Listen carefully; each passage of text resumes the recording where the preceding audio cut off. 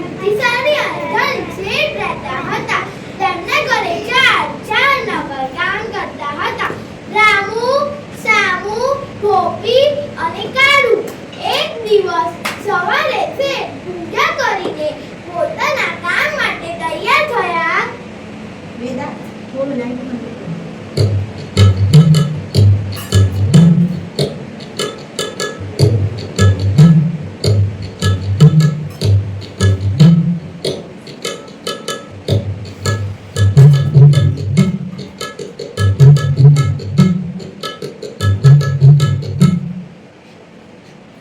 હે ભગવાન, બધા કામ સારી રીતે પૂરા કરજો.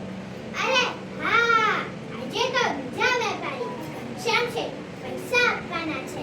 ચાલો તિજોરી ખોલી લો.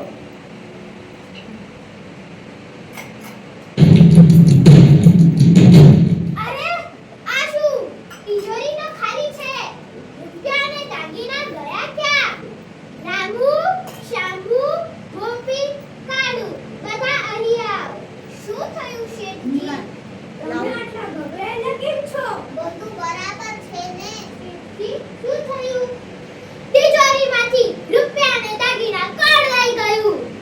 પણ શેઠજી, અમને તો કઈ ખબર નથી. હા શેઠજી, અમે ચોરી નથી કરી. બધા તો ઘરમાં આપણા અને પોતાના જ લોકો છે. હા અમને તો કાંઈ ખબર નથી. સારું, હવે હું જ ચોરને શોધી કાઢીશ. શેઠ એક સરસ યુક્તિ વિચારી. બીજા દિવસે શેઠ ક્યારેક સરખી લંબાઈની જાદુઈ લાકડી લઈને આવ્યા ને રામુ, શામુ, ગોપી અને કાળુને બોલાવ્યા.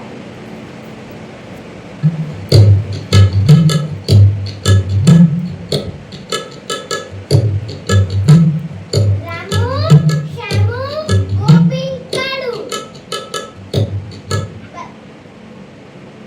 આલો બધા એક લાકડી લો. પણ શેઠજી, આ લાકડી શા માટે? આ કોઈ સામાન્ય લાકડી નથી, જાદુઈ લાકડી છે. જેને પણ ચોરી કરી હશે એની લાકડી કાલે સવારે 4 આંગળી જેટલી લાંબી થઈ જશે. તો ચાલો હવે આ લાકડીને વધારે શક્તિશાળી બનાવીએ.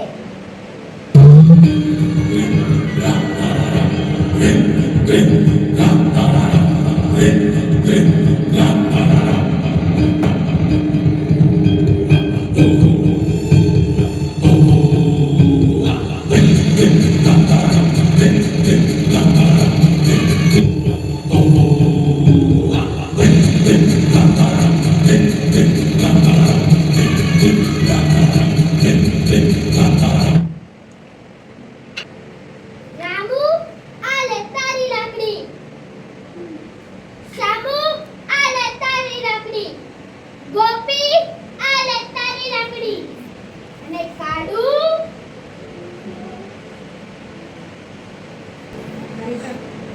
બધાના પર સુયા, પરંતુ કાળુ આખી રાત ડરતો રહ્યો.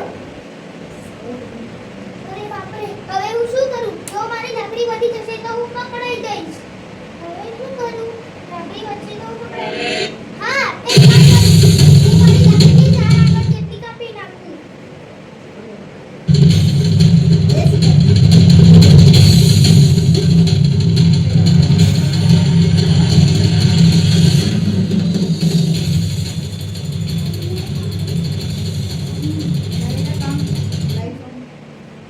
બીજા દિવસે બધા ના કરો પોતાની લાકડી લઈને શેઠ પાસે આવ્યા.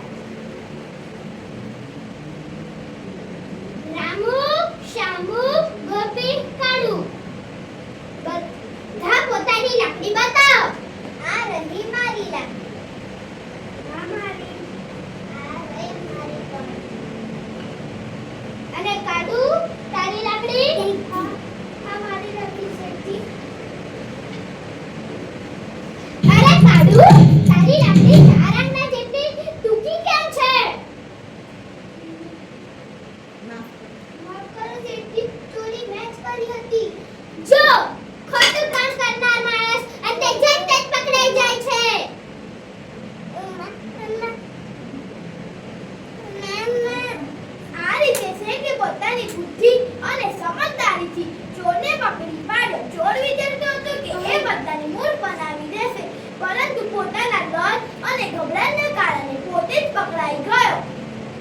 મિત્રો આ વાર્તા આપણને શીખવે છે કે ખોટું કામ કરનાર માણસ ડરે છે, સત્ય છુપાવવાનો પ્રયત્ન કેટલો પણ કરે પણ એક દિવસ તો સત્ય વાર આવી જ જાય છે. તેથી આપણે આપણા જીવનમાં સચ્ચાઈનો માર્ગ અપનાવવો જોઈએ, ચોરી કે ખોટું કામ ન કરવું જોઈએ. ધન્યવાદ.